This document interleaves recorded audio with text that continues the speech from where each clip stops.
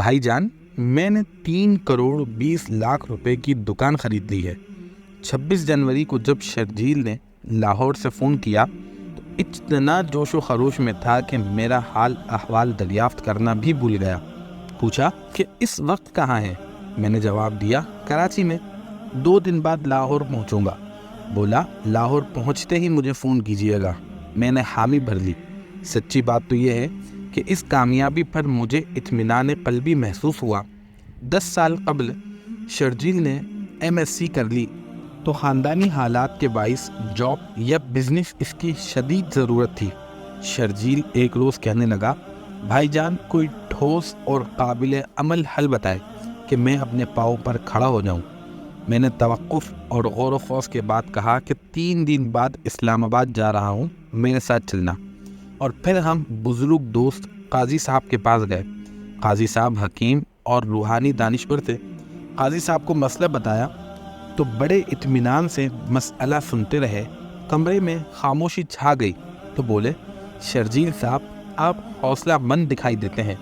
آپ 2 کام کریں، کوئی چھوٹا موٹا دھندا کر لیں، اور دوسرا یہ کہ جو بھی کریں اس میں اللہ تعالیٰ کو اپنے ساتھ بزنس پارٹنر بنا لیں۔ شرجیل نے میری طرف اور میں نے شرجیل کی طرف حیرت سے دیکھا۔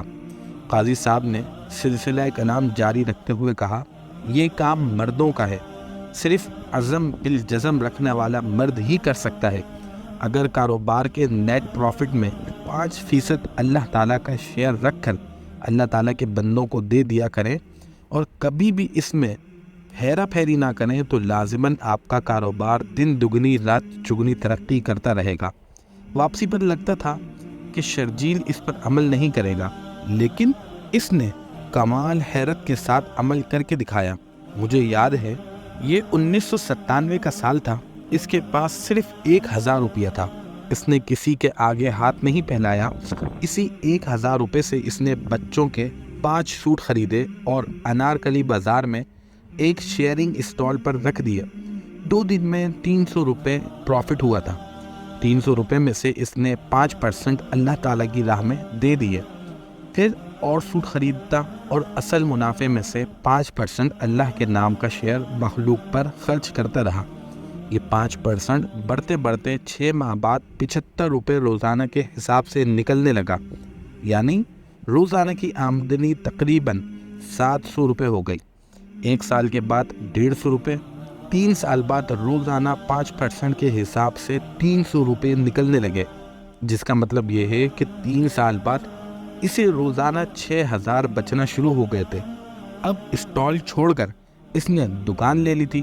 جب فون آیا تو میرا پہلا سوال یہی تھا کہ اب روزانہ 5% کتنا نکل رہا ہے؟ اس نے بتایا کہ روزانہ 1000 نکل آتا ہے جو خلق خدا پر خرچ کر دیتا ہوں۔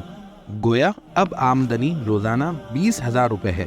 یہ بھی بتایا کہ اللہ تعالیٰ کے ساتھ بزنس میں اس نے آج تک بے ایمانی نہیں کی۔ قاضی صاحب نے بتایا تھا کہ جس کاروبار میں اللہ تعالیٰ کو پارٹنر بنا لیا جائے، یعنی اللہ تعالیٰ کی مخلوق کا حصہ رکھ لیا جائے، وہ ہمیشہ پھلتا پھولتا ہے، بشرط یہ کہ انسان کے اندر تکبر نہ ہو، عاجزی ہو۔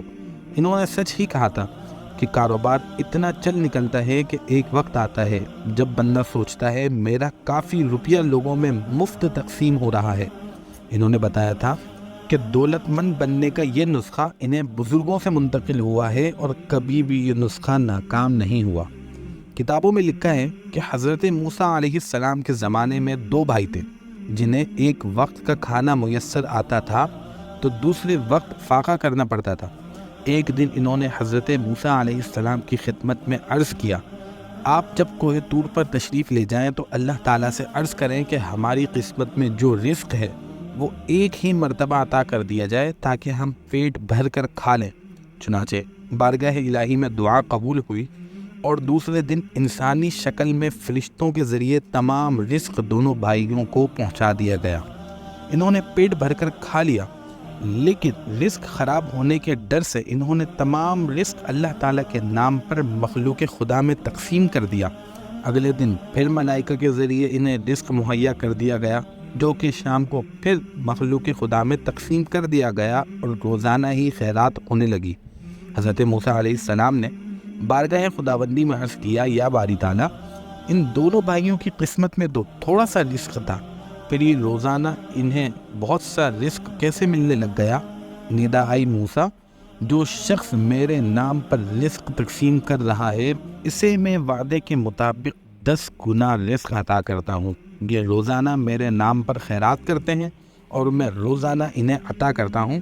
اللہ تعالیٰ کا ارشاد ہے، جو شخص میرے نام پر 1 درہم خیرات کرتا ہے اسے میں 10 درہم عطا کرتا ہوں۔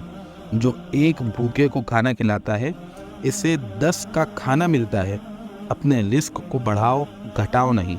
یہ شنید نہیں، دید ہے کہ اصل منافع میں سے 5% ہمیشہ اللہ تعالیٰ کی راہ میں خرچ کرنے والا بہت جلد دولت مند ہو جاتا ہے۔